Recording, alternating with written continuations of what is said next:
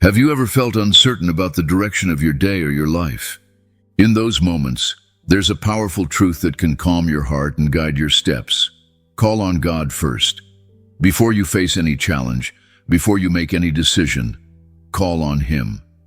When you begin by seeking God, you invite His wisdom, peace, and direction into every moment. This simple act of dependence on Him transforms our day and our outlook on life. Let's start with this declaration. I will call on God first today.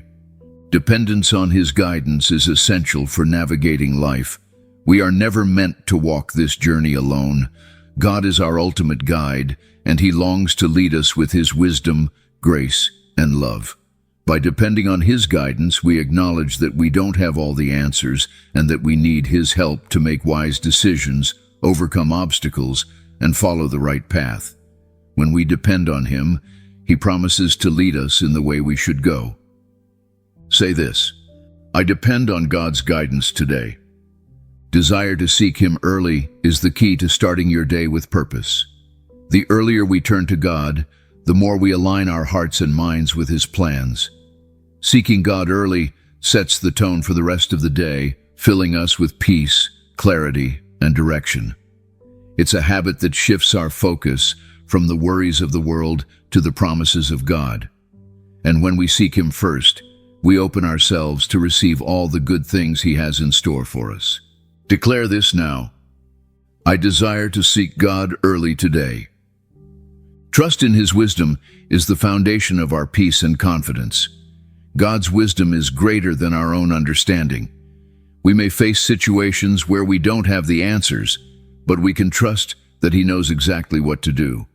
When we trust His wisdom, we can step forward in faith, knowing that He will guide us in the right direction. His wisdom will never lead us astray. It will always lead us to His perfect plan for our lives. Speak this truth over your life. I trust in God's wisdom for every decision today. Peace from His presence is what sustains us. Life can be filled with noise, pressure, and chaos, but when we call on God, He brings peace that passes all understanding. His presence calms our hearts, quiets our fears, and gives us the strength to move forward. With God's peace, we can face any challenge and walk through the day with confidence and calm. Say this affirmation with me: I receive peace from God's presence today. Finally, confidence in His answers is what empowers us to move forward. When we call on God, we can have full confidence that He will answer. God's answers may not always be immediate or in the way we expect, but we can trust that He is always working on our behalf. He is faithful to answer our prayers and to lead us in the right direction. We can be assured that He will never leave us without the guidance we need. Father, as my eyes open to this new day, I'm aware that You've been watching over me through the night while I slept unaware. How faithful You are. Before I even stir from my bed, You have already been at work, sustaining my breath, guarding my rest, preparing this day for me to walk in. The very fact that I awaken is evidence of Your constant care, a miracle I too often take for granted. I confess that too often I begin my day reaching for my phone instead of reaching for Your hand. My mind races to tasks before it settles on Your face. The soft glow of screens replaces the gentle invitation of Your presence. Those first precious moments, when my mind is clear and my heart uncluttered, I surrender to lesser things. Forgive me, Lord, for this daily neglect of what matters most.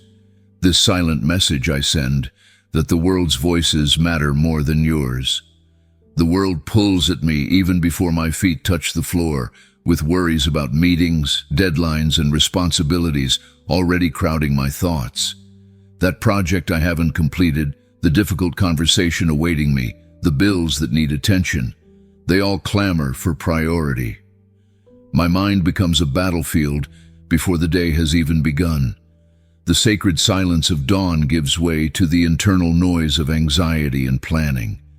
I feel the weight of expectations, both others and my own, pressing down before I've even risen. Lord, I choose differently this morning. I quiet my heart and acknowledge that this day is not mine, but yours. Every breath I take is a gift from your hand. I release my tight grip on what lies ahead and open my hands to receive what you have prepared.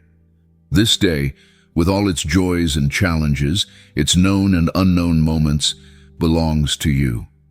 I am merely a steward of the hours you entrust to me.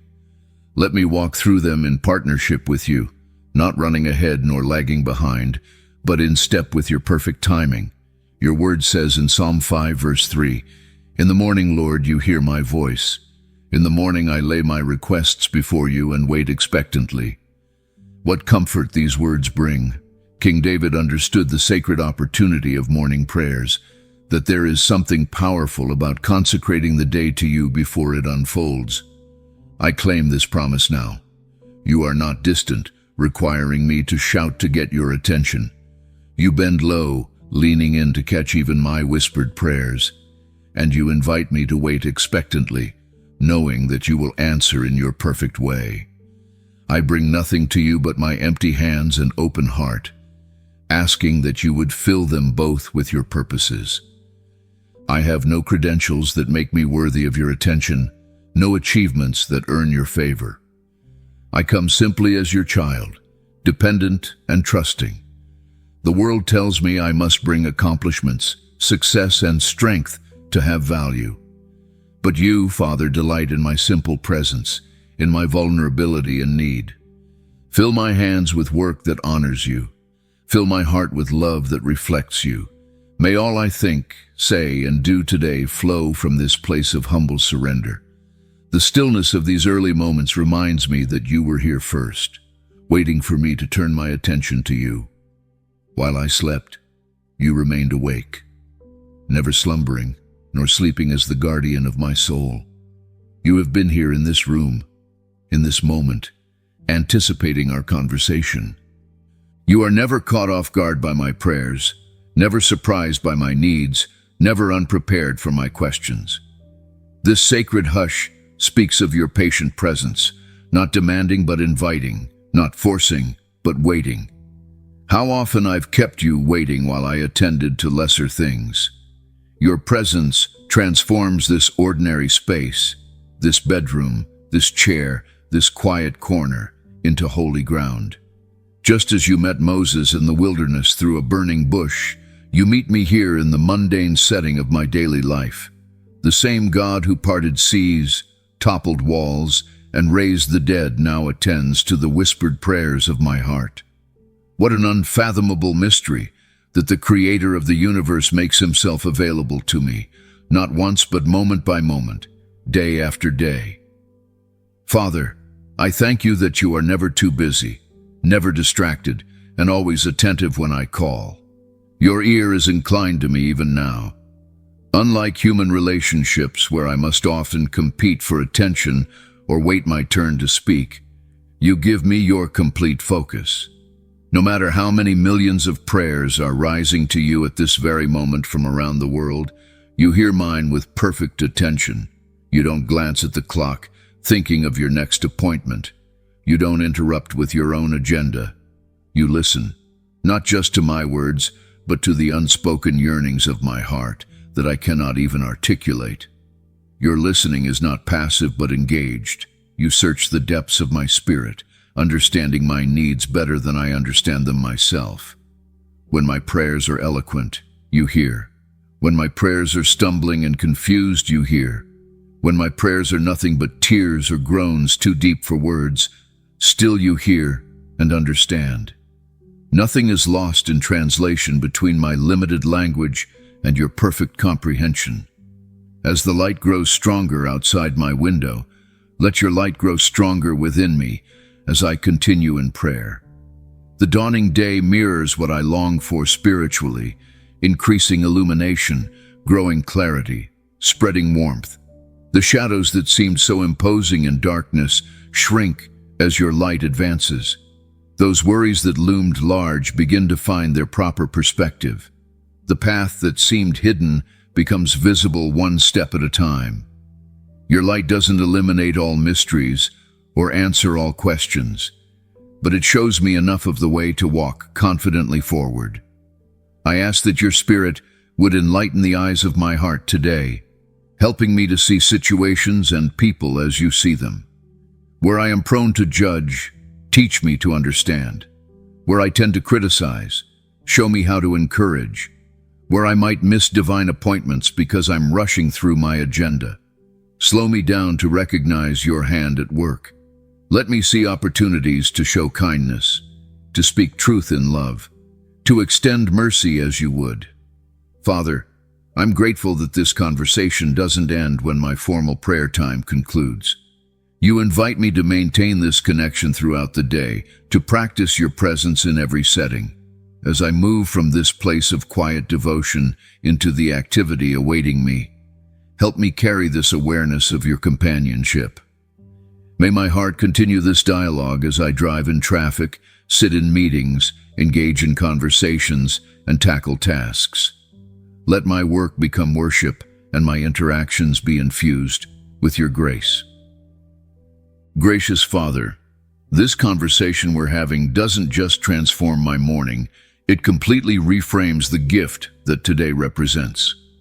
What if the greatest evidence of your love isn't found in answered prayers, but in the simple mercy of beginning again when I failed you just yesterday? Each sunrise isn't merely the turning of our planet, but your divine declaration that your compassion hasn't ended. I stand amazed that the God who holds galaxies in place would grant me this fresh canvas when I so poorly painted yesterday's. Lord, I must acknowledge the reality of yesterday's failures before I can fully embrace the gift of today. Those impatient words that escaped my lips when the children were moving too slowly. The opportunity to encourage my coworker when they shared their struggle, yet I remained silent, too consumed with my own deadlines. The prayer time I promised you, but surrendered to exhaustion instead. That moment when anger flashed, and I spoke out of frustration rather than love. The judgment I passed on someone without knowing their full story. These memories don't easily wash away with nightfall. And Father, I feel the weight of these shortcomings even now. That voice whispers that today will likely unfold with the same patterns of failure. It suggests that transformation is always just beyond my reach, that I am defined by my weaknesses rather than your strength working through me. The accusations come that I am merely going through motions of devotion while my heart remains unchanged. These thoughts would tether me to yesterday's sins if I allowed them to take root. But your word stands as a fortress against these whispers. The steadfast love of the Lord never ceases. His mercies never come to an end. They are new every morning. Great is your faithfulness. These words from Lamentations 3:22-23 aren't pretty poetry but profound truth that reshapes my reality. Your mercies aren't simply recycled or refreshed.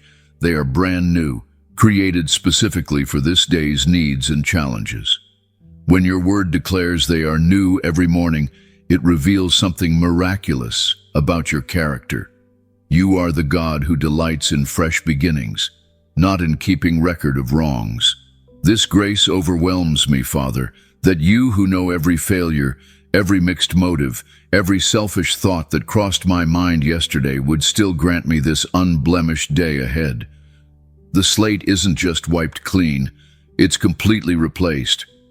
I don't carry forward a debt from yesterday that must be paid with today's obedience.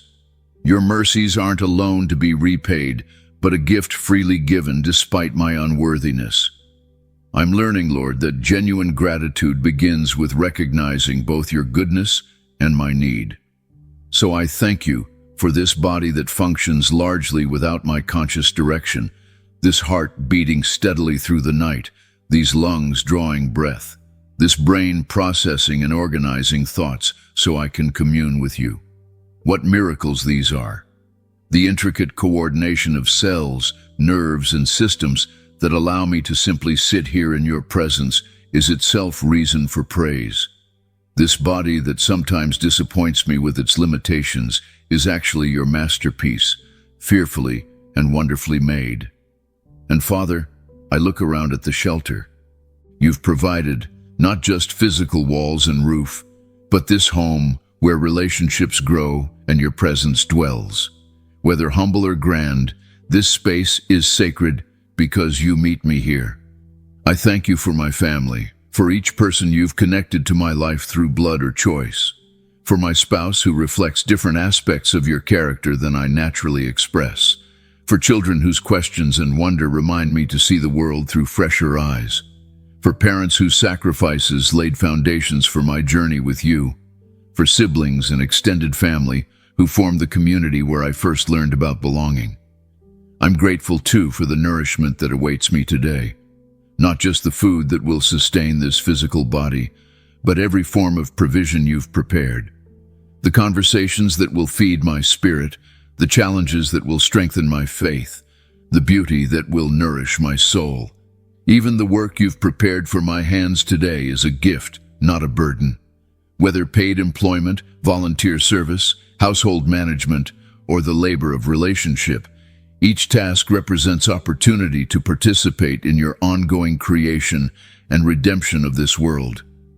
Father, I even choose gratitude for the challenges I can already see on today's horizon, that difficult conversation I need to initiate, the project that feels beyond my capabilities, the financial pressure that creates a knot in my stomach, the relationship that remains strained despite my efforts toward reconciliation.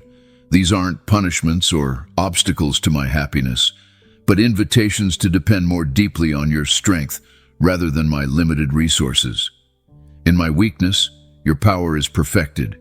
In my uncertainty, your wisdom becomes more precious. In my inadequacy, your sufficiency becomes my testimony. How different my day looks when viewed through this lens of gratitude. What appeared moments ago as obligations transforms into opportunities. The routine becomes sacred. The mundane reveals glimpses of majesty. The challenging becomes purposeful. Gratitude doesn't deny difficulty, but it refuses to be defined by it.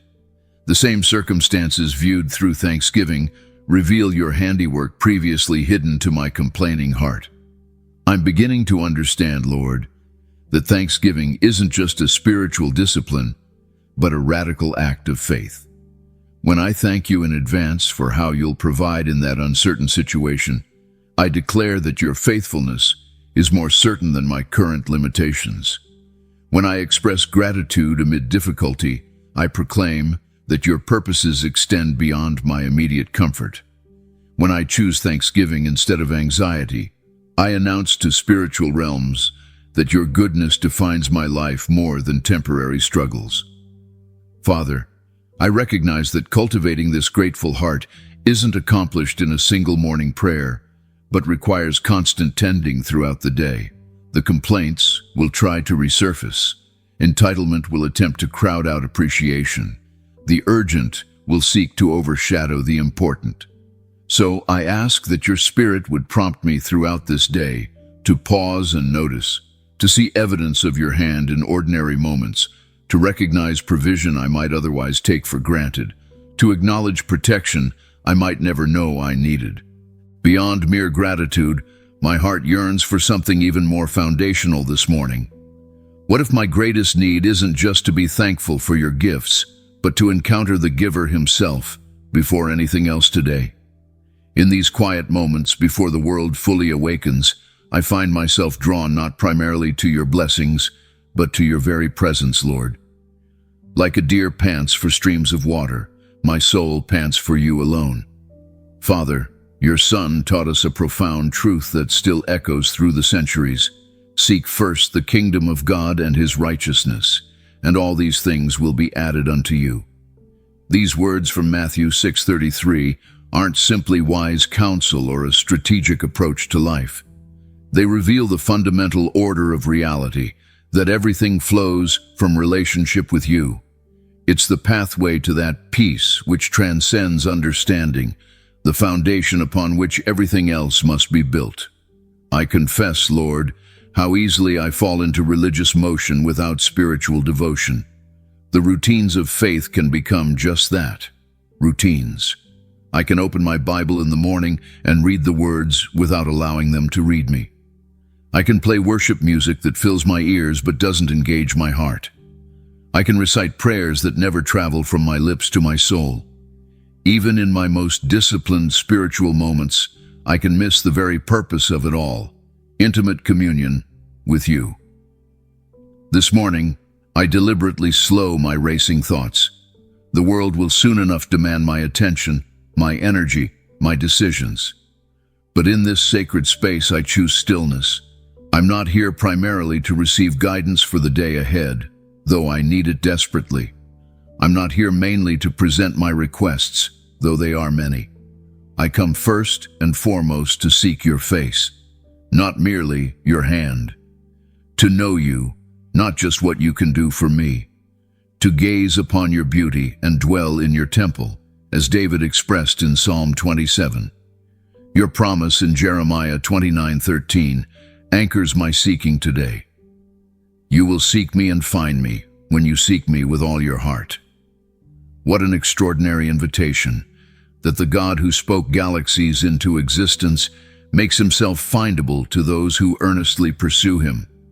I take hold of this promise right now, claiming it not as wishful thinking but as the unshakable reality upon which I stand this morning. You are not hiding from me, playing some cosmic game of spiritual hide-and-seek. You want to be found by me even more than I desire to find you. So I deliberately set aside my agenda for these moments. The to-do list that already stretches long in my mind can wait. The expectations others have of me today will not define this sacred time. The concerns that would normally occupy my thoughts must take their proper place, not eliminated, but properly ordered. I wait in your presence, training my spiritual ears to recognize your voice among all others, cultivating that ability to distinguish between your gentle whisper and the loud demands of urgency. I'm reminded of that pivotal moment when Martha was distracted by all her preparations, while her sister Mary sat at your feet, Jesus. When Martha complained, you didn't rebuke her for serving. Service itself wasn't the problem, but you said, Mary has chosen what is better, and it will not be taken away from her. Like Mary, I choose the better part this morning. I choose to sit at your feet before rushing into busyness. I choose to listen before speaking, to receive before giving, to be filled before pouring out.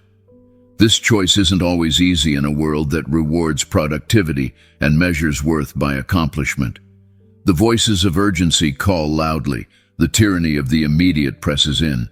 The culture around me seldom values stillness and waiting.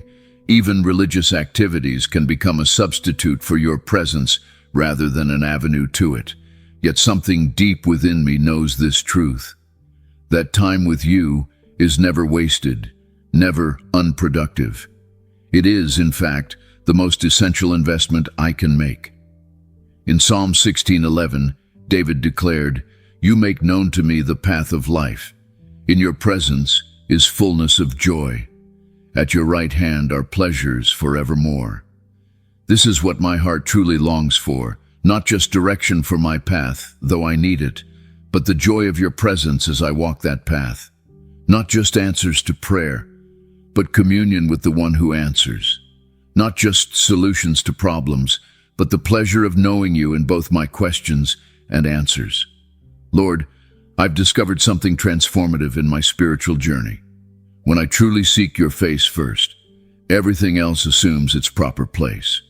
The anxieties that seemed so overwhelming become strangely diminished in the light of your presence.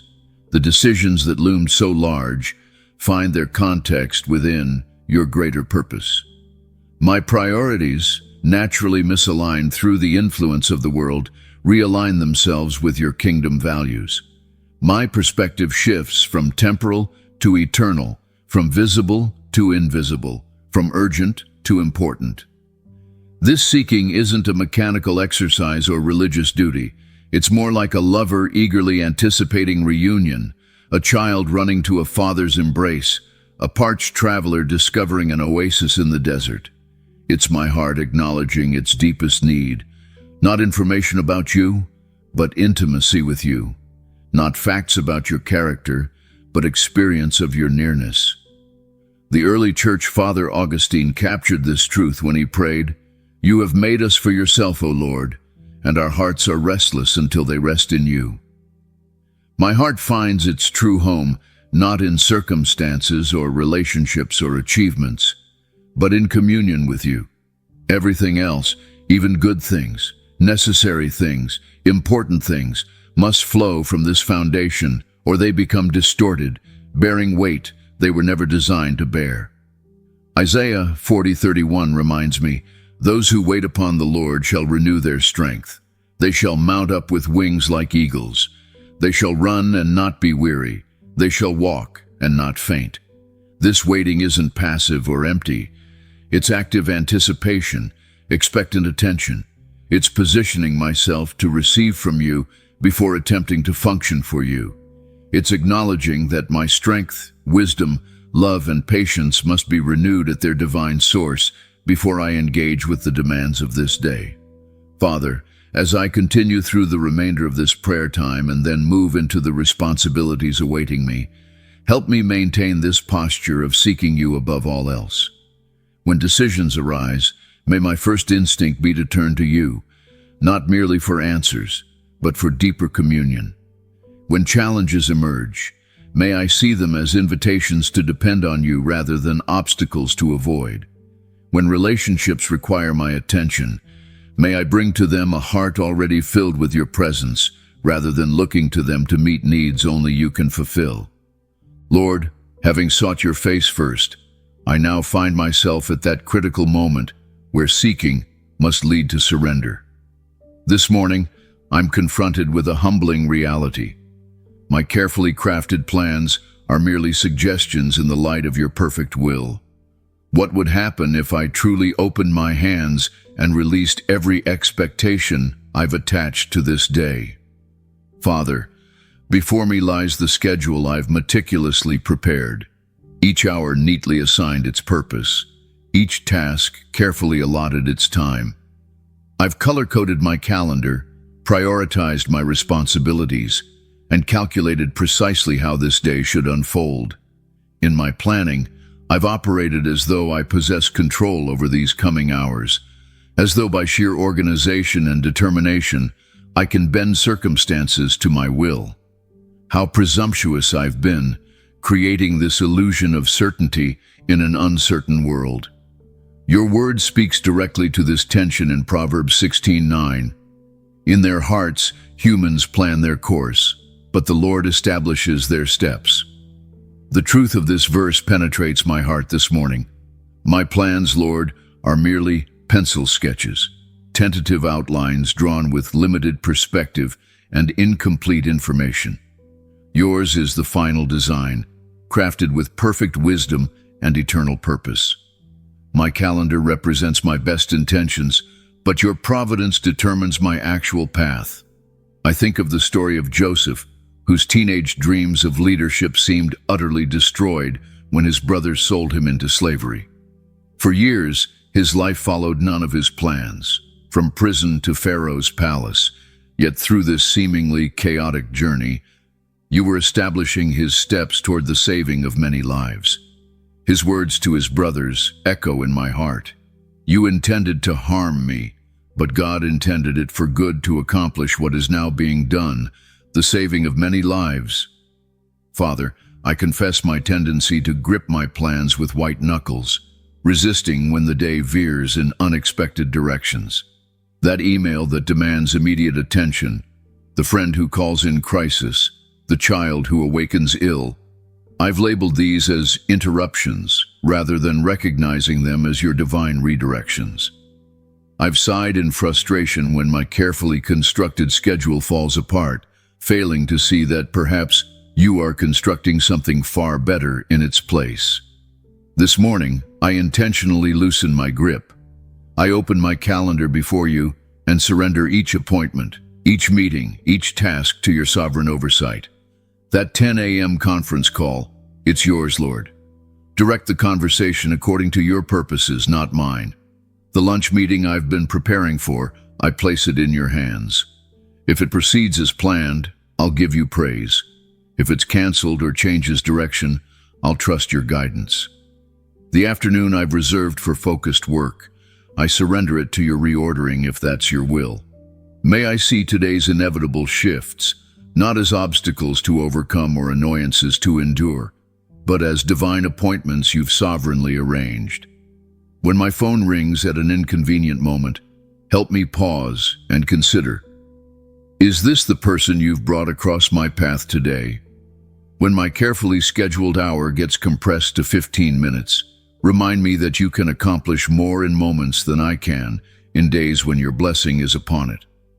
I surrender not just my schedule, but my expectations for how each interaction should proceed. In that difficult conversation I've been rehearsing in my mind, I release my script and ask instead for your words. With the project that feels so urgent, I release my timeline and embrace your perfect timing. For the outcomes I've been envisioning, I open my imagination to your often surprising and always better ways of working.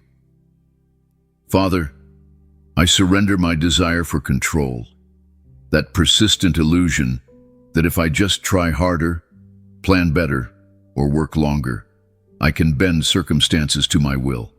How exhausting this has been, clutching the reins so tightly that my hands cramp with the effort. The paradox of faith confronts me. Only in releasing control do I place myself in the hands of the one who actually possesses it. Only in acknowledging my powerlessness do I access your unlimited power. I also surrender my attachment to comfort. How often my plans prioritize ease over excellence, convenience over calling. I map routes that avoid difficulty rather than embracing the growth that comes through challenge. Today, I release my right to a trouble-free existence and accept that your purposes often lead through, not around, difficult terrain. When hardship appears, help me ask not, how can I escape this? But, what might you be teaching me in this? And Lord, I surrender my convenience, that subtle idol I've often worshipped in my scheduling. I've arranged my days to minimize disruption and maximize efficiency, sometimes at the expense of divine appointments you've arranged. I've rushed past people you've placed in my path because they weren't in my plans. Today, I trade rigid efficiency for holy availability. Make me interruptible for your purposes. Beyond these external surrenders lies something deeper. I surrender my need to appear competent and self-sufficient. My detailed planning sometimes serves as a mask, hiding my fear that without such structure, I might fail or appear inadequate. Today, I acknowledge that even my most brilliant strategies are nothing compared to your wisdom. I find freedom in admitting my limitations and resting in your limitless capacity. Lord, there's such profound freedom in this surrender. The burden lifts as I recognize that orchestrating my day was never my responsibility to carry. The weight of ensuring perfect outcomes was never mine to bear. As the psalmist wrote, "Cast your burden on the Lord, and he will sustain you. He will never permit the righteous to be moved." In releasing my grip on this day, I'm not abandoning responsibility, but placing it in infinitely more capable hands. This surrender brings clarity as well. When I release my attachment to specific outcomes, my vision clears to see what you are actually doing rather than merely what I had planned to do. Possibilities emerge that my narrow planning could never have envisioned. Opportunities arise that my structured schedule would have excluded. Father, I recognize that true surrender is not a one-time morning decision, but a moment-by-moment choice throughout the day. When anxiety rises as plans change, I'll need to surrender again. When disappointment strikes as expectations go unmet, I'll need to open my hands once more. When confusion clouds my path as the day takes unexpected turns, I'll need to remember that while I may not see the full picture, you always do. As I move forward into this day, write flexibility into my spirit.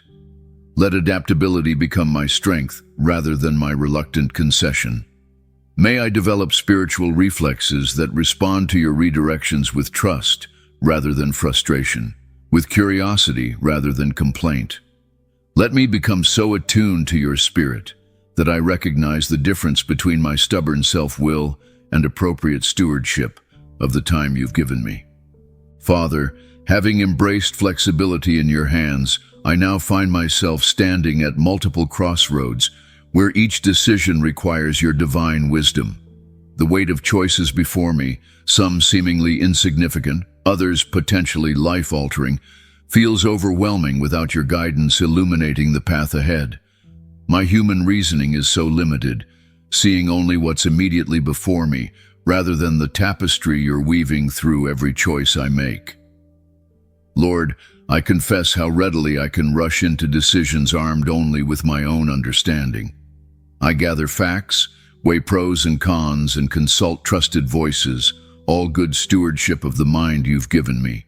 Yet without your wisdom, these tools alone leave me vulnerable to paths that may seem right in the moment, but lead away from your purposes. Your word cautions in Proverbs 14:12 that there is a way that appears to be right, but in the end it leads to death. Not physical death perhaps, but death of opportunity, of relationship, of the deeper work you're doing in and through me. Today I face that difficult conversation with my supervisor that I've postponed twice already. The tension has been building, and I know addressing it requires more than just courage. It requires your discernment for when to speak firmly and when to listen humbly. Without your guidance, I could easily damage this relationship rather than strengthen it through honest, grace-filled communication. Show me how to speak truth that builds up rather than tears down, as your Apostle Paul instructed in Ephesians 4. Even the schedule before me requires your wisdom, Father. Which priorities truly matter in light of eternity? That urgent email demanding immediate attention, is it truly worthy of displacing time with that colleague who seems to be struggling silently? The volunteer opportunity at church that feels like a perfect fit for my gifts. Is this your timing or merely my enthusiasm running ahead of your leading? I need your discernment to distinguish between good things and God things, between activity and true kingdom productivity. In James 1:5-6, you promise, "If any of you lacks wisdom, you should ask God, who gives generously to all without finding fault, and it will be given to you. But when you ask, you must believe and not doubt." I claim this promise now, Father. I ask not from a place of hesitation or skepticism, but with confident expectation that you are eager to guide the child who seeks your direction. You don't withhold wisdom as a test or make me guess at your will. You long to reveal the next step when I approach with humble dependence. For that financial decision my spouse and I have been debating, show us your perspective that transcends mere numbers on a spreadsheet. Help us see beyond immediate comfort to lasting impact, beyond conventional wisdom to kingdom values. When the world measures success by acquisition and status, realign our hearts to treasure what you treasure. Let generosity and eternal perspective guide our stewardship of resources that were always yours to begin with. When unexpected situations arise today, and I know they will, help me resist the reflex to react from anxiety, defensiveness, or habit. Instead, grant me the spiritual discipline to pause, even briefly, and whisper, "What now, Lord?" before I speak or act. In Isaiah 30:21, you promised your people, whether you turn to the right or to the left, your ears will hear a voice behind you saying, "This is the way, walk in it." Attune my spiritual ears to that gentle voice that so easily gets drowned out by the clamor of urgency and self-reliance. Father, I'm particularly seeking your wisdom for that relationship that's grown increasingly strained. The distance between us widens with each passing week, yet I'm uncertain whether to initiate reconciliation or give more space. Human advice conflicts. Some urge confrontation while others counsel patience. Only you see the whole picture, including the wounds and fears that drive both our behaviors. Grant me supernatural insight that moves beyond my limited perspective to see this person as you see them, to understand what might truly bridge the divide rather than widen it. And Lord, for those decisions where multiple options all seem viable, where no clear moral imperative distinguishes one path from another, I ask for the intimate guidance of your Spirit. When I reach those crossroads where either direction could potentially honor you, attune my heart to your gentle nudging. Sometimes your direction comes not through dramatic signs, but through that quiet inner witness that grows stronger as I walk in step with your Spirit. Help me recognize the subtle difference between my impulsive desires and your divine leading. Your prophet Isaiah wrote that you instruct and teach in the way we should go, that you counsel us with your loving eye on us. Psalm 32:8. What comfort there is in knowing that your guidance isn't cold or clinical, but comes from a heart of intimate love that seeks my highest good. You don't merely tolerate my requests for direction. You delight in revealing the next step to the child who looks to you in trust. Father, for each decision I face today, from how I respond to that text message waiting on my phone to the major work proposal requiring my approval, I invite you into the process, not as a distant consultant I check with occasionally, but as the ever-present counselor whose wisdom permeates every consideration. Your Spirit doesn't just offer occasional insights, but actually dwells within me, ready to guide from the inside out. With the psalmist I pray, show me your ways, Lord, teach me your paths. Guide me in your truth and teach me, for you are God my Savior, and my hope is in you all day long. Psalm 25:4-5. This isn't just a morning prayer, but the ongoing posture of my heart as I move through this day's decisions. May I develop the habit of internal dialogue with you that continues through every circumstance, replacing my independent reasoning with moment-by-moment dependence. When I find myself overthinking a decision, caught in the paralysis of analysis, remind me of your promise in Proverbs 3:5-6. Trust in the Lord with all your heart, and lean not on your own understanding. In all your ways submit to him, and he will make your paths straight. The antidote to decision anxiety isn't more information but deeper trust, not figuring everything out, but following your lead, one faithful step at a time.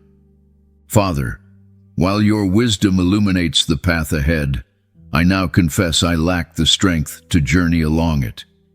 Even with your guidance clearly before me, my knees already feel weak at the thought of today's challenges, that looming deadline, those fractured relationships, and the personal battles that followed me to bed last night. Could it be that my weakness isn't an obstacle to overcome, but the very doorway through which your power enters?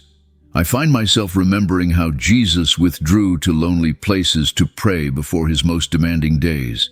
The Garden of Gethsemane stands as testament that even the Son of God sought the Father's strength when the cup before him seemed too bitter to bear. If Christ himself needed this sacred communion to face his trials, how much more do I need your infusion of power for the ordinary mountains of my everyday life? This morning I'm struck by the beautiful promise in Isaiah 40:29, where you specifically address those of us who feel depleted. He gives strength to the weary and increases the power of the weak. This isn't just poetic language, but your covenant with me today. You aren't a distant deity who merely observes my struggles. You're the active, intervening God who transfers your limitless power into my limited being. I confess how I've tried to be self-sufficient, believing the lie that admitting weakness somehow diminishes me. Our culture celebrates those who pull themselves up by their bootstraps, yet your kingdom operates by opposite principles. You tell me that dependence, not independence, is the pathway to true strength. When I finally exhaust my own resources and come empty-handed, that's precisely when your power can flow unhindered. Lord, I name before you the specific challenges that feel overwhelming today. That presentation I must deliver to critical stakeholders. My preparation feels inadequate and my confidence thin. I ask not just for the right words, but for your presence to be tangible as I speak. May colleagues see not my polished performance, but your power working through my trembling voice. And that relationship with my family member that has grown increasingly strained, our communication tangled in misunderstandings and past hurts. Give me supernatural patience when sharp words come, and help me respond with your gentle wisdom rather than defensive anger. The reconciliation needed feels beyond my emotional capacity, so I ask you to love through me when my own love runs dry. Even my physical body whispers its limitations this morning, the weariness in my muscles, the fog in my mind from restless sleep. These remind me that I am dust, wonderfully made but finite and fragile.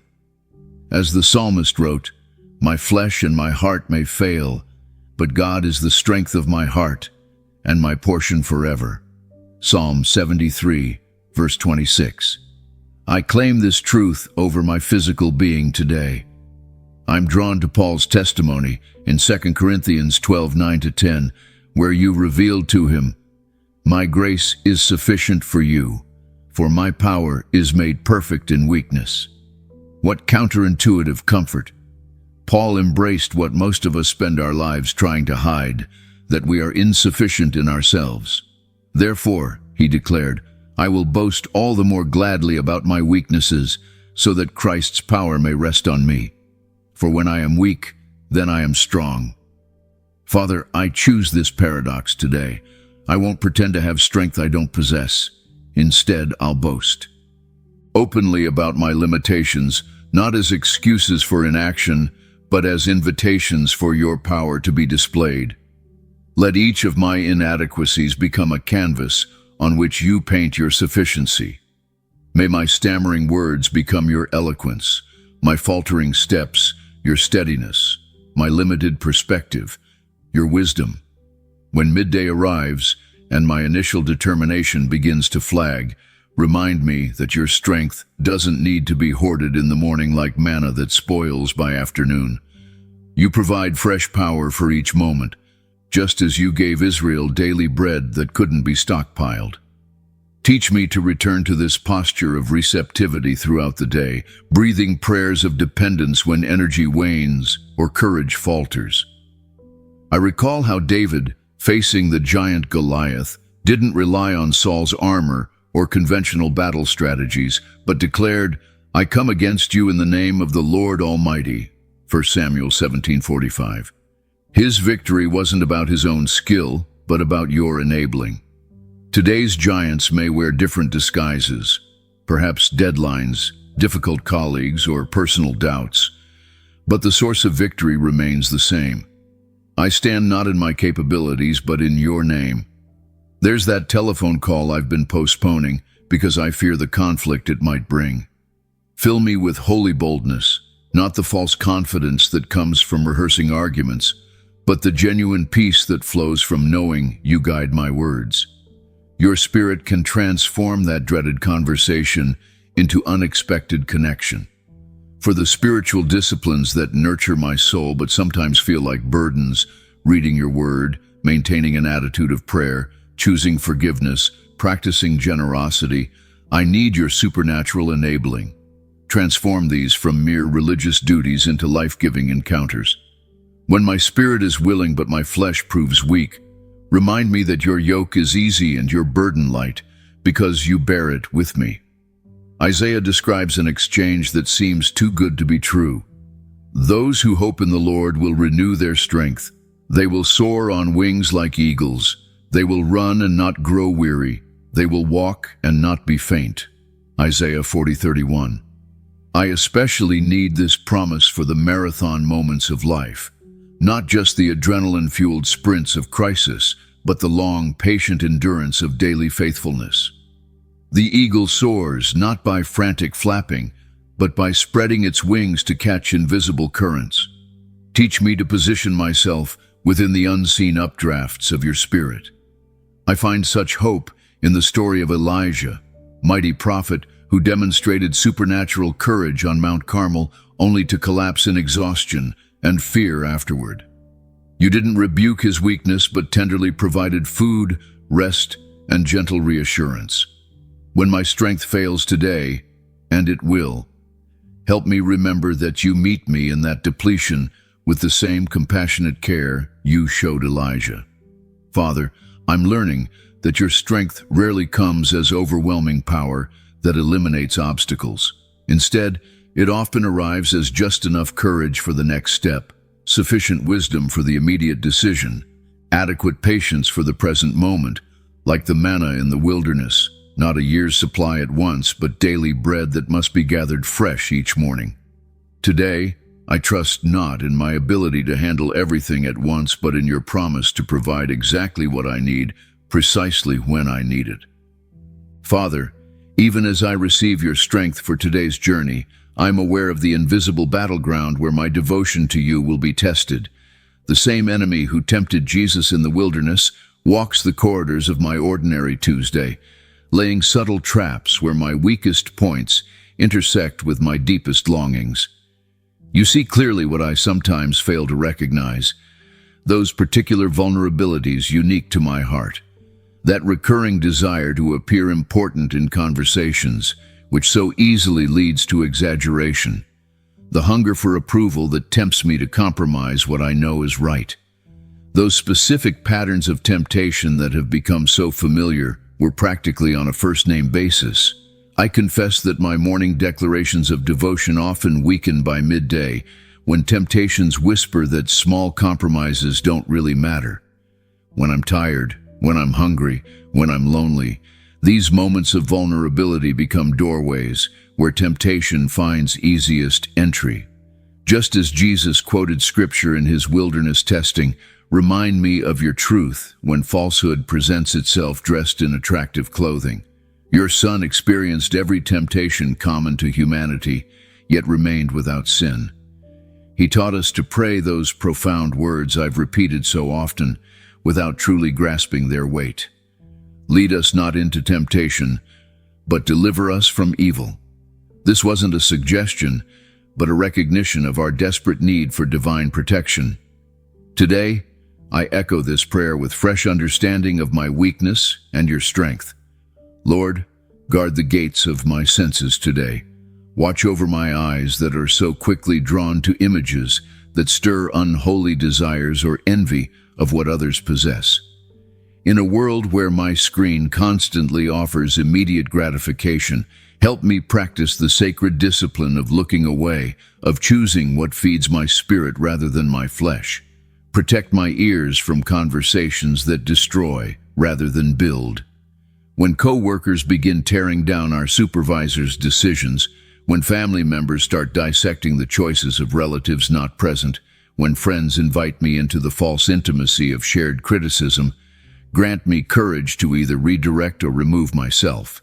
Let me be known as one whose words heal rather than wound. Father, guard my thoughts that so easily spiral into territories you never intended me to inhabit. Those mental rehearsals of conversations that never happen, imagining worst-case scenarios, or replaying past hurts until bitterness takes root.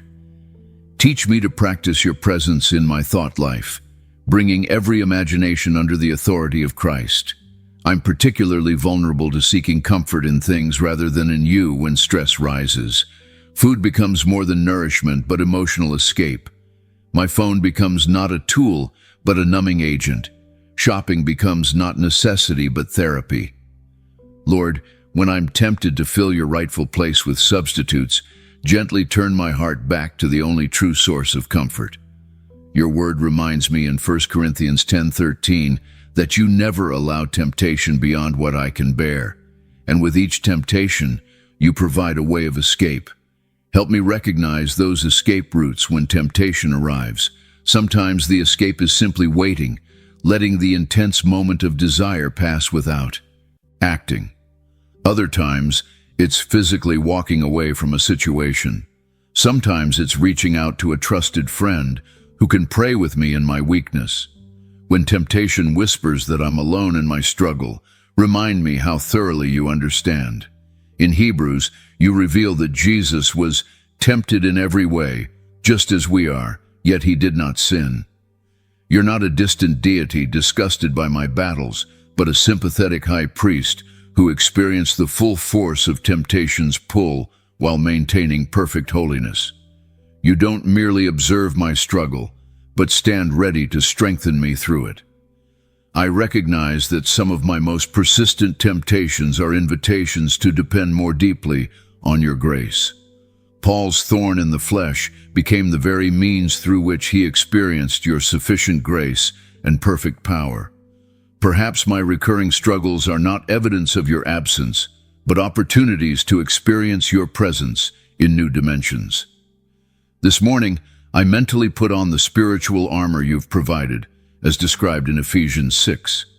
I fasten the belt of truth around me, committed to living honestly before you and others today.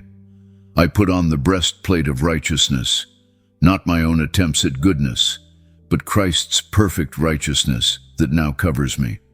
I fit my feet with the readiness that comes from the gospel of peace, prepared to walk confidently as one reconciled to you. I take up the shield of faith to extinguish the flaming arrows of the evil one, those sudden, fiery darts of temptation, accusation, and doubt. I place the helmet of salvation on my head, protecting my mind with the assurance that I am yours eternally, and I take up the sword of the Spirit, your living word, the only offensive weapon in this spiritual armor. When temptation comes, help me wield specific scriptures as Jesus did, not as magical formulas, but as truth that exposes lies and illuminates the path of obedience. Lord, I recognize that some temptations arrive through the ordinary circumstances of my day, while others may be strategic spiritual attacks. Give me discernment to know the difference and wisdom to respond appropriately to each. When facing spiritual warfare, teach me to stand firm rather than flee in fear, confident in your authority and protection. I pray not only for protection from obvious temptations, but also from those that come disguised as good things. Ambition can become self-promotion. Service can become people-pleasing. Even religious activities can become performances for human approval rather than authentic worship. Expose these subtle corruptions of good things before they take root in my heart. Father, I bring before you now those specific temptations I anticipate facing today. Those particular relationships where I'm tempted to compromise, that situation at work where cutting corners seems justified, that recurring habit I've been rationalizing. I name them specifically, knowing that bringing them into your light diminishes their power. I thank you that you do not merely protect me from temptation, but are actively transforming my desires. The process is slower than I'd like, but you're gradually reorienting my heart to want what you want, to love what you love, to be drawn to what truly satisfies rather than what momentarily pleases. Beyond the battle with temptation lies another struggle, finding my way forward when I cannot see the path ahead. What happens when my transformed heart is willing, but my human eyes cannot discern which direction leads to your purposes? In those moments of confusion, I need your light not just for protection, but for navigation through life's complex terrain. Just as a traveler in unfamiliar territory depends on their guide, I find myself utterly reliant on your illumination. Lord, I face so many crossroads today where multiple paths appear before me. That meeting with my team later, should I address the underlying tension or wait for a private moment? The decision about my child's education, which option honors your purposes for their future? Even in smaller matters like how to respond to that difficult email waiting in my inbox, I need your light to show me not just what is permissible, but what is beneficial. The fog of uncertainty often settles over my day, obscuring what should be clear. I remember walking on that mountain trail as darkness fell, how my small flashlight revealed only the next few steps while the broader path remained hidden. This is how I feel now, God, able to see just enough for my next move, but longing for the full picture. Without your divine light, I'm left to stumble forward, guided only by assumptions and limited understanding. Your servant David understood this when he wrote in Psalm 119, 105, that your word is a lamp for my feet and a light for my path. I see now the beautiful distinction. The lamp illuminates my immediate steps while the broader light shows the overall direction. Today, I need both. I need your guidance for the decisions directly before me and your wisdom for the journey ahead. Open my eyes to see your signposts today, Lord. When I read the scripture passage during my quiet time this morning, let it not remain mere words on a page. Transform those ancient texts into living guidance for the specific circumstances I face. Let your Spirit connect your timeless truth to my timely needs, bridging centuries to speak directly into my situation today. I think of that moment when the disciples walked the road to Emmaus, their understanding darkened by grief until you opened the scriptures to them. Their hearts burned within them as your light dispelled their confusion. I ask for that same illumination today. Not just intellectual understanding, but heart-level clarity that leaves me certain of your direction. Father, in those moments when competing voices cloud my judgment, my own desires, others' expectations, cultural pressures, cut through the noise with the laser precision of your truth. When I'm tempted to make decisions based solely on efficiency or convenience, remind me to evaluate my choices by your eternal values instead. When human wisdom suggests one path, but your still small voice points to another, give me courage to follow your leading, even when it defies conventional logic. I think especially of that challenging conversation awaiting me today. Wisdom feels elusive. Should I speak directly or patiently listen? Should I address the issue head-on or approach it indirectly? I lack the discernment to know which approach will bring healing rather than further damage. As I enter that situation, may your Spirit bring to mind the exact words needed. Let me see the invisible dynamics at play and respond with heaven's wisdom rather than earth's cleverness. Lord, I'm particularly aware today of how my own blind spots create shadows I cannot perceive. Pride tells me I see clearly when I'm actually seeing partially. Defensiveness insists my perspective is complete when it captures only one angle of a multifaceted truth. Even when I'm confident I understand a situation fully, help me maintain the humility to recognize my vision remains limited. Illuminate not just the path before me, but also the motivations within me. When I feel that strong impulse to take action, help me discern whether it springs from your prompting or merely from my impatience. When I feel resistance to moving forward, show me whether it's your caution or my fear holding me back. Light not only shows me where to walk, but reveals why I'm walking there. I remember how Israel followed your pillar of fire by night and cloud by day. They didn't need to know the full 40-year journey. They simply needed to follow the immediate guidance you provided. Today, I too choose to follow your presence rather than demanding a complete map. When evening anxiety tempts me to worry about tomorrow's unknown terrain, remind me that you will provide tomorrow's light when tomorrow arrives. How often have I charged ahead without waiting for your illumination, only to find myself in darkness of my own making?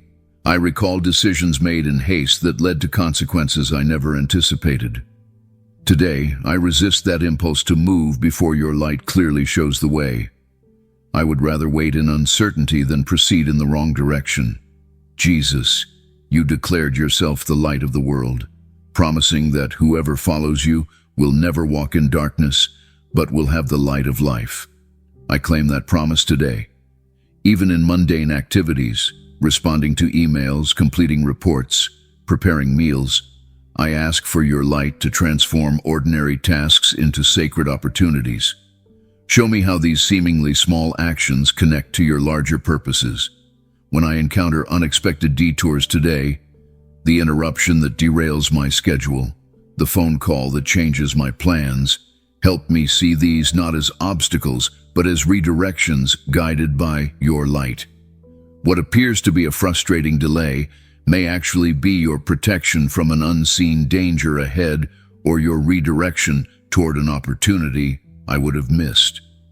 I'm reminded of those times when your light has come through other believers, Sometimes you illuminate my path through the timely advice of a trusted friend, the insight of a spiritual mentor, or even the innocent question of a child that cuts to the heart of the matter.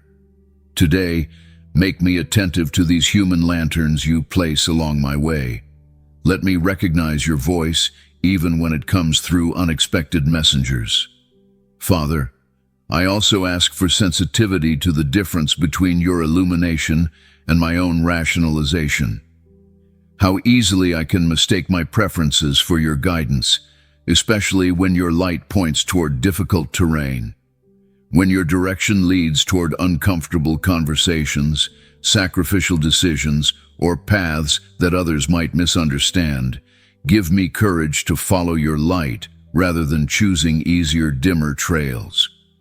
Throughout Scripture, you often provided light precisely when your people faced their darkest circumstances.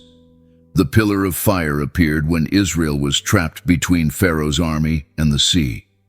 Daniel received illumination when facing the lion's den. Peter saw your light break into his prison cell the night before his execution. Today I trust that in my moments of greatest uncertainty, your light will shine most clearly. While your light shows me where to walk, Father, it's your peace that steadies my trembling legs for the journey. As dawn breaks, I'm already feeling that familiar tightness in my chest. Those anxious thoughts competing with your voice, threatening to drown out your guidance with their persistent, urgent demands. Lord, you see the anxiety that tries to take residence in my soul even before I fully begin this day. The weight of upcoming decisions, the strain of insufficient resources, the pressure of expectations I've placed on myself, all of these create a storm within me that your peace alone can calm. These concerns may seem small to others, but you know how they loom large in my heart. Father, I confess that worry has become such a familiar companion that I sometimes mistake it for wisdom. I've convinced myself that constant concern somehow prepares me for potential problems, as if anxiety were a form of responsible planning rather than a lack of trust in your provision. How often I've carried burdens you never intended me to bear, wearing myself out with what-ifs and worst-case scenarios that rarely materialize.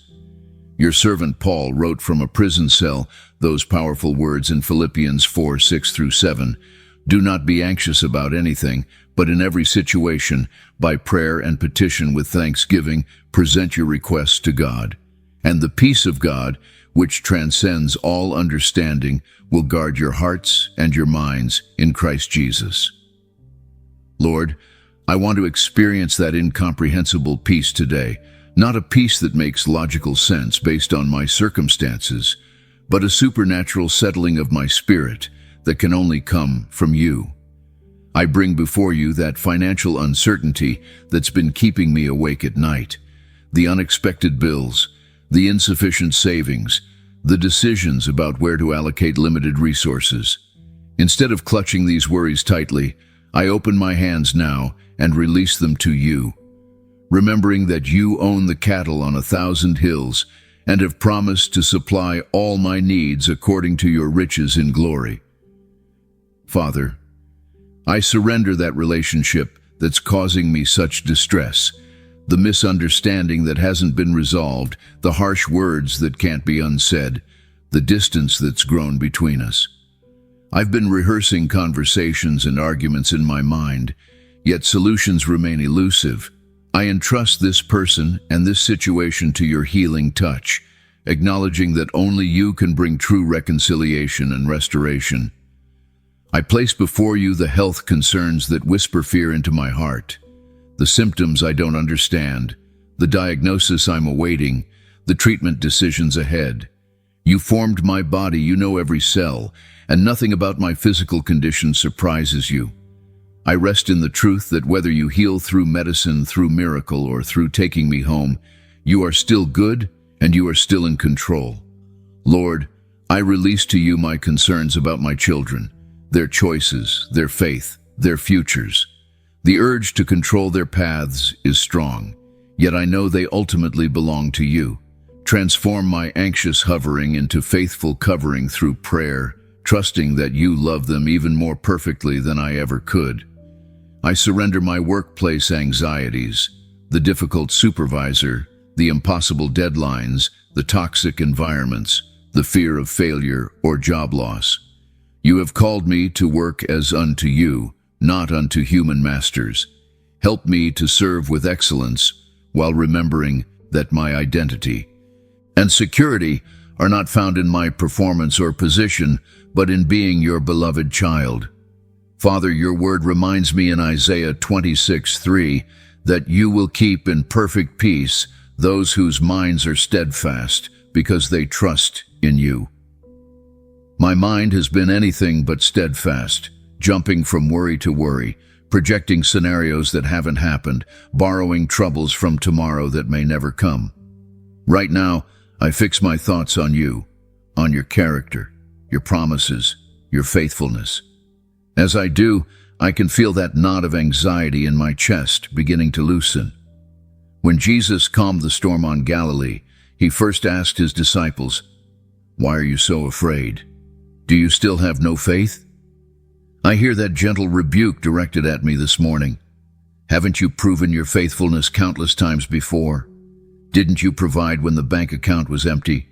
Weren't you present in the doctor's office when the news was difficult?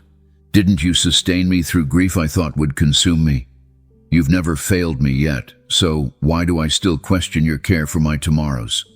Lord, you've taught me that prayer is not merely informing you of my needs, as if you didn't already know them, but rather the sacred act of transferring my burdens from my shoulders to yours.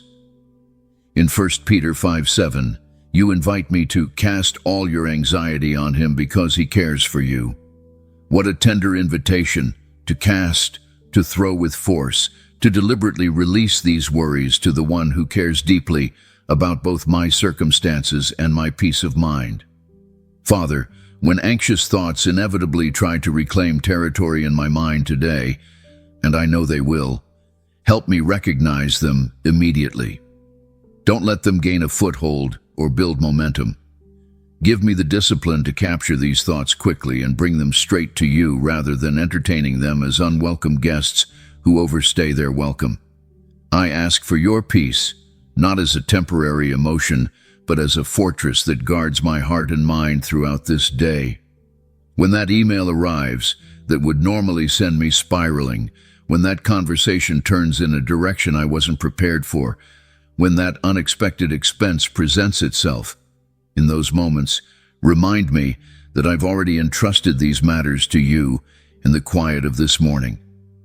In Matthew 11:28-30, Jesus said, "Come to me, all you who are weary and burdened, and I will give you rest.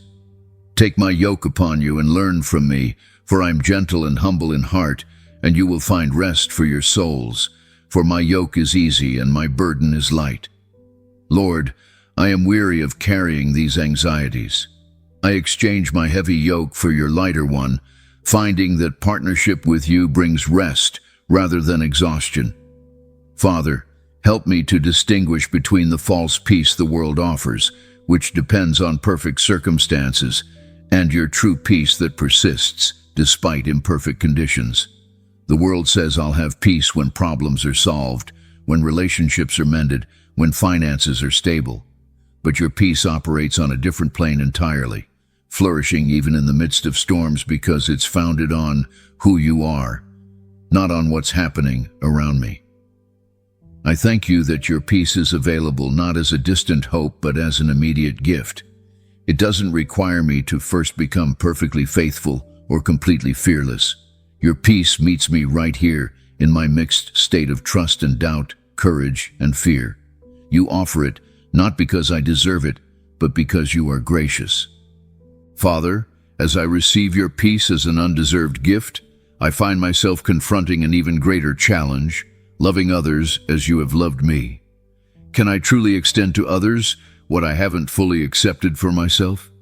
Your word commands me to love as you love, yet my heart resists when faces of difficult people come to mind.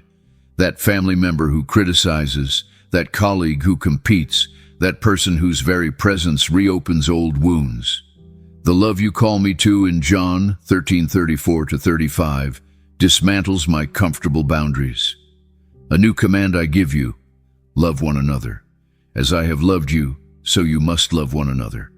By this everyone will know that you are my disciples if you love one another. The standard isn't merely human affection or cultural courtesy. You ask me to love as you love, sacrificially, unconditionally, persistently. This love reached its fullest expression when your son stretched his arms wide on the cross, even for those who drove in the nails. Lord, I confess how I've maintained internal categories of people, those who deserve my love and those who don't. I've kept a mental inventory of offenses, reciting them like evidence in a courtroom whenever someone hurts me again. I've justified my coldness toward certain individuals, convincing myself that my distance is merely wisdom or self-protection rather than unforgiveness. In Romans 5:8, your word reveals the radical nature of your love. But God demonstrates his own love for us in this: while we were still sinners, Christ died for us. You didn't wait until we became lovable. Your love preceded our worthiness. Yet how quickly I withhold my love until others meet my conditions, until they apologize first, change their behavior, or acknowledge their wrongdoing. I think of that coworker whose cutting remark last week still stings, the family member whose political views trigger immediate tension at every gathering, the neighbor whose inconsiderate habits regularly disrupt my peace. Each face that rises in my mind reveals the limits of my natural capacity to love.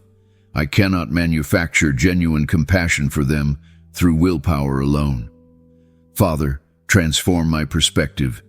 Help me see each difficult person today through your eyes. That irritating colleague bears your image, however obscured it might seem. That family member who pushes my buttons is someone for whom Christ died. That person who wounded me deeply is someone you pursue with relentless love. I ask that your supernatural love would flow through me toward my spouse today.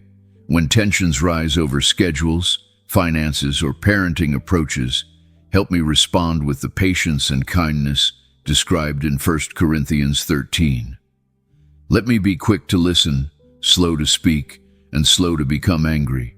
When I'm tempted to keep score of wrongs, remind me that love keeps no record of offenses. For my children, Lord, when their behavior tests my patience or disappoints my expectations, help me separate their actions from their identity. Let them experience through me the unconditional love that says, nothing you do could make me love you more, and nothing you do could make me love you less. Guard me from using love as a reward for compliance or withholding it as punishment. For those colleagues whose ambition sometimes manifests as competition, or whose personalities grate against mine, help me show genuine interest in their success. Transform my reflexive criticism into encouragement.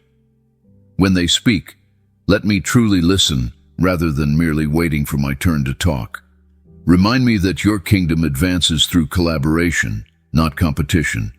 Even for that person who betrayed my trust, whose name still constricts my throat when I speak it, I ask for supernatural grace. Their actions caused real pain that can't be dismissed with platitudes about forgiveness. Yet holding on to resentment only ties me more tightly to the hurt. Lord, I may see them today, and my instinct will be protective withdrawal. Instead, grant me courage to offer genuine kindness without expectation of response. I ask for your love to extend even to strangers, the impatient customer service representative, the distracted barista who gets my order wrong, the driver who cuts me off in traffic. Let me remember that each carries invisible burdens. The cashier, whose expression seems unfriendly, may be wrestling with grief. The person who takes my parking space may be rushing to an emergency I know nothing about. When I encounter those whose beliefs, lifestyles, or values differ dramatically from mine, guard me from self-righteousness. Remind me that your Son was criticized for eating with tax collectors and sinners, for touching the untouchable, for extending dignity to the marginalized.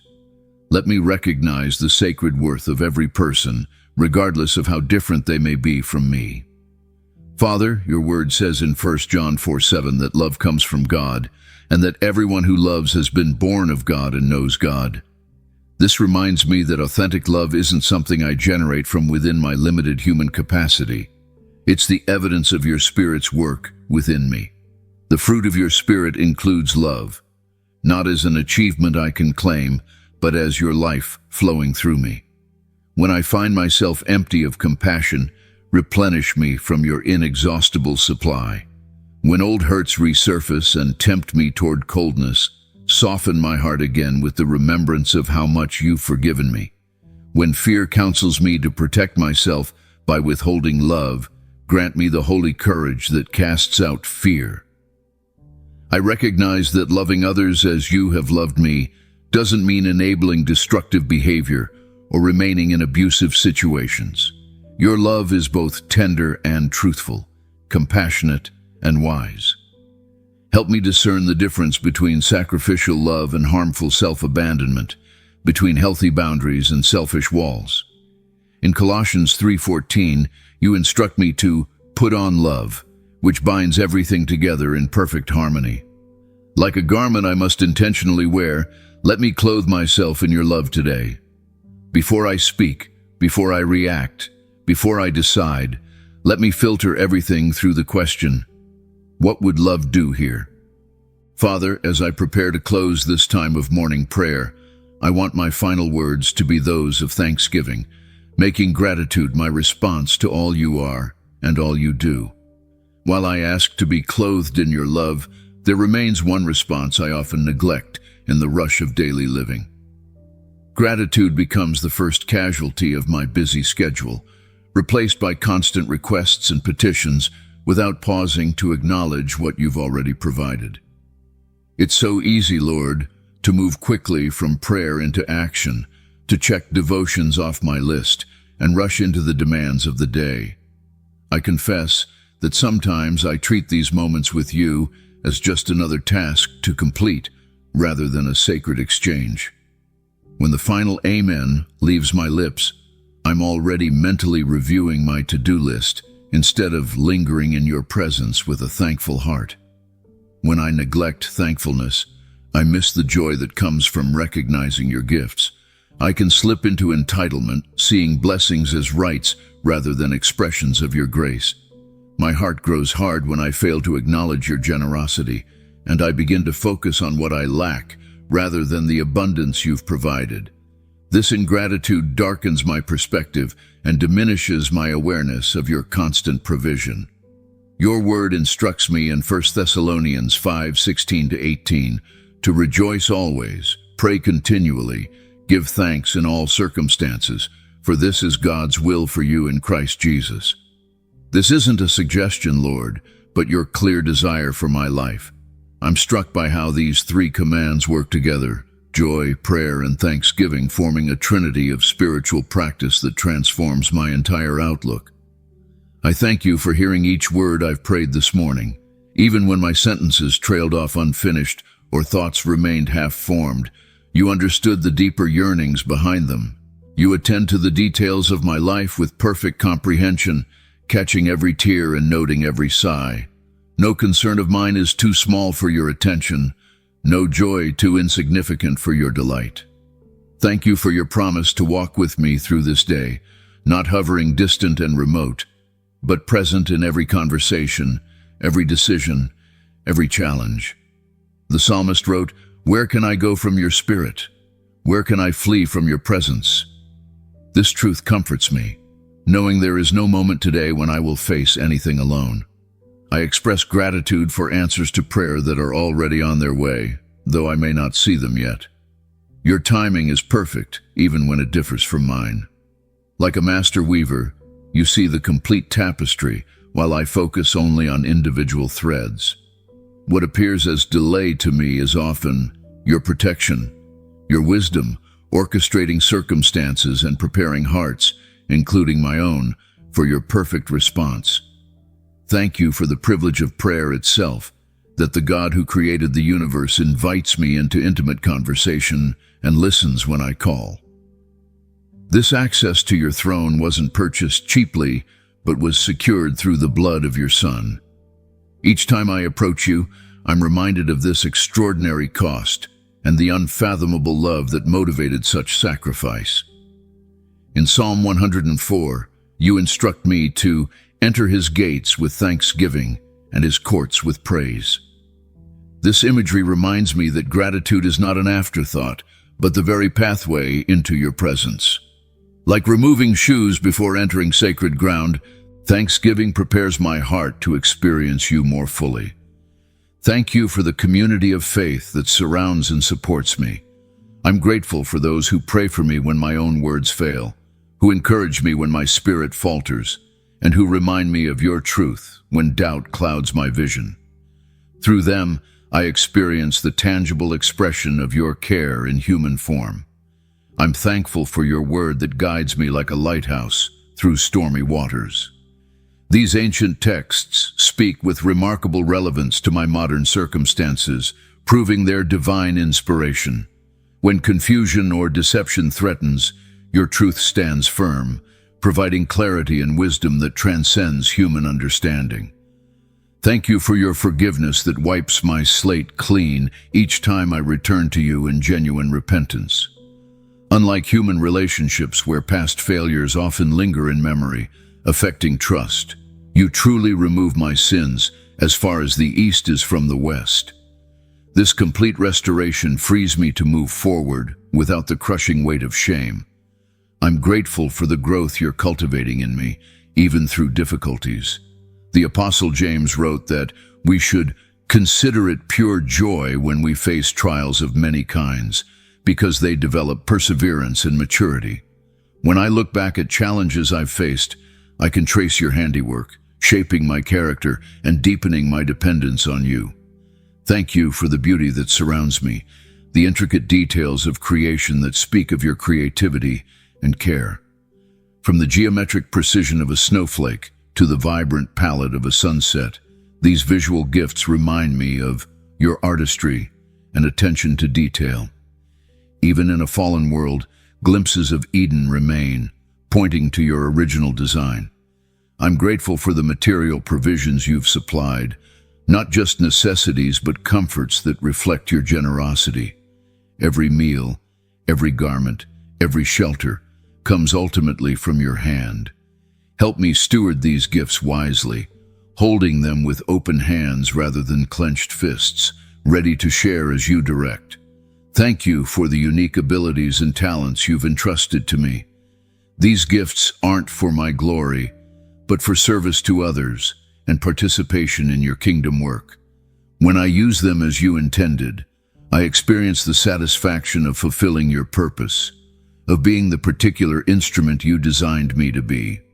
I'm grateful for my physical body, despite its limitations and imperfections. This temporary dwelling allows me to experience your world through my senses, to connect with others through touch and expression, to serve through labor. Even pain has purpose, reminding me of my fragility and need for your sustaining power. Thank you for the hope of eternity that gives perspective to my temporal concerns. Knowing this world is not my final home liberates me from placing ultimate importance on what is passing away. As C.S. Lewis observed, I'm grateful that I haven't been abandoned to complete satisfaction in this life, but maintain a longing for what lies beyond. Lord, I choose gratitude as the lens through which I'll view this day, focusing not on what's lacking, but on the abundance you provide. This choice transforms how I see everything, turning ordinary moments into occasions for thanksgiving, converting challenges into opportunities to witness your sufficiency, reframing disappointments as invitations to deeper trust. Father, as I whisper these final words of our morning conversation, I recognize that prayer doesn't conclude with a simple amen. Your presence accompanies me into every moment that follows. This sacred dialogue continues as I drive to work, interact with colleagues, and make countless decisions throughout my day. Each breath becomes an opportunity for communion with you. I step into this day hand in hand with you, abiding in the shadow of your wings. Transform my ordinary routines into worship, my challenges into surrender, my interactions into ministry. In Jesus' name, the name that parts the veil between heaven and earth, I rise to walk with you. Amen.